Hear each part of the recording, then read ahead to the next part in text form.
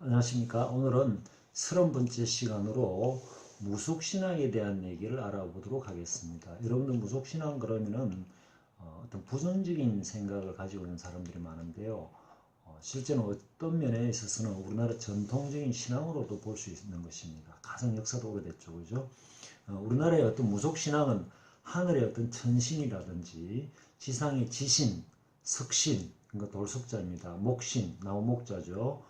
용신 등 온갖 신령들을 비롯하여 각종 특수신들을 믿는 천지신령 사상을 바탕으로 하고 있다는 것입니다.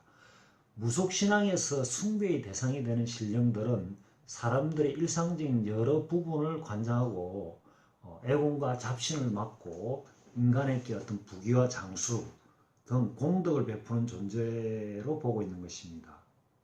인간의 세계와 신령의 세계를 연결하는 매개자인 무당은 신령의 뜻을 받아 인간의 기륭하복을 예언하여 마음이 불안한 사람들에게는 위안을 해주고 각종 질병이나 어떤 물질적 고통을 받는 사람들에게는 신에게 제를 올리고 구슬을 중환하는 사제자의 역할을 하고 있는 것입니다. 무속신앙은 신을 받아들인 무당이 중심이 된 신앙으로 지배층으로부터 소박한 민중들에 이르기까지 오랫동안 내면 깊이 스며 있는 인간의 한을 담당하는 일종의 종교라고 할 수 있겠습니다. 우리나라에서 무속의 어떤 기원은 일반적으로 고조선 시대로 보고 있는데요. 무속 관련 서적을 보면 당군을 무속을 집행하는 사람인 무당으로 기록하고 있는 것입니다. 당군도 왕금에서 왕금은 재성일치, 그러니까 종교와 정치 권력이 어떤 분리되지 않고 한 사람에 의해서 집중되는 어떤 체제라고 할 수 있겠죠. 사회 제사장으로 종교의 우두머리라는 의미를 갖고 있는 것입니다. 무라는 한자는 그 의미가 천계인 하늘과 하계인 땅을 중개하는 사람을 형상화해서 만든 문자로 무는 공, 장인공자죠. 공과 사람인자죠. 사람인이 결합하여 만들어진 것이죠. 이것은 감으로서 하늘과 땅, 신과 인간을 하나로 연결한다는 신인합의를 뜻하고 있는 것입니다.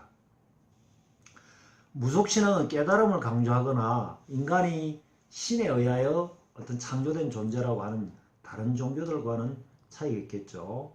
인간을 탄생과 소멸이 자연스러운 존재로 보고 있으며 따라서 태어나서 늙고 병들고 죽는 것을 자연스러운 삶의 한 모습으로 여긴다는 것입니다.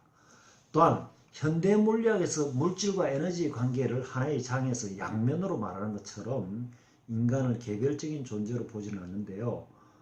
혈연인 가족이나 지역 공동체 내의 관계적 실존으로 보고 있다는 것입니다. 그래서 무속신앙에서는 현 존재로서의 인간을 나타내고 해탈이나 부활 등 현 존재의 초극이나 부정의 모습은 없는 것입니다. 즉 하늘과 땅 그리고 종적인 구조가 아니며 삼재사상에서 말하는 합의를 이루는 것으로 이해할 수 있으며 존재와 무로 대립되는 양극적인 세계가 아니라 음양의 원리처럼 자연과 인간, 개인과 집단, 현세와 내세, 이성과 저성, 삶과 죽음을 단일체로 본다는 것입니다.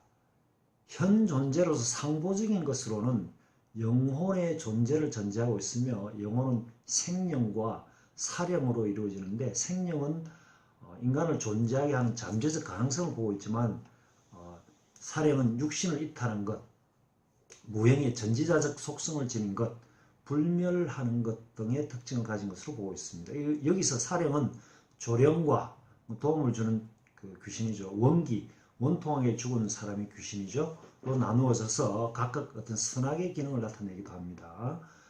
그리고 무속신앙에서 무당이 될 수 있는 유형은 크게 두 가지로 구분되는데요.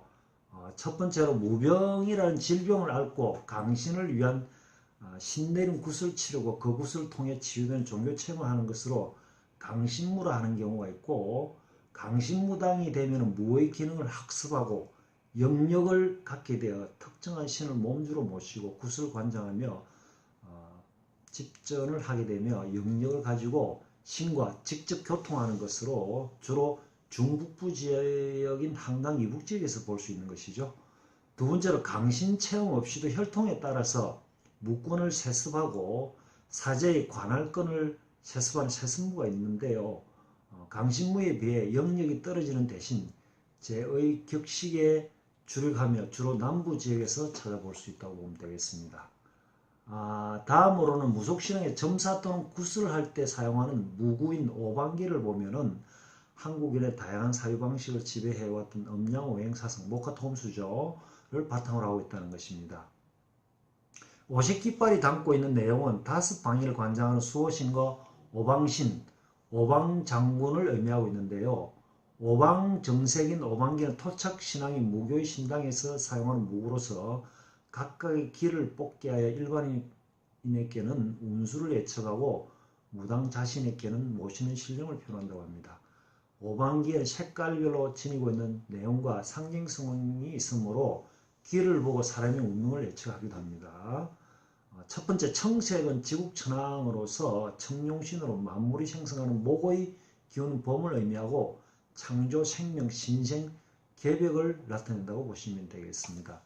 두 번째로 백색인 광목천왕은 백호신인데 숙성과 결과를 나타내는 금의 기운으로 가을을 의미하고 진실, 삶, 순결 등을 나타낸다고 합니다.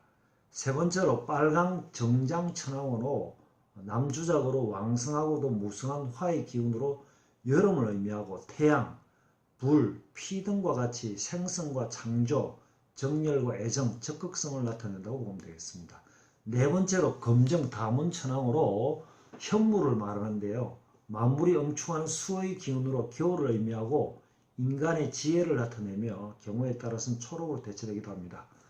다섯 번째로 노란 황재료는 등사를 나타내며 우주의 중심 토의 기운으로 환절기를 의미하고 중앙풍류를 나타내고 오방색에서 가장 고귀한 색으로 부귀와 권위로서 황제를 의미하기도 합니다.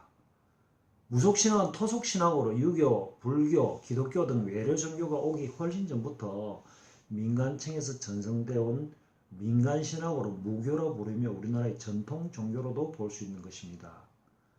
오랜 역사를 거치던 중 미신으로 치부당하면서 많은 훼손도 있었지만은 소박한 민중들의 삶과 고통, 애환과 한이 함축되어 있는 우리들의 정신세계라고도 할 수 있는 것입니다.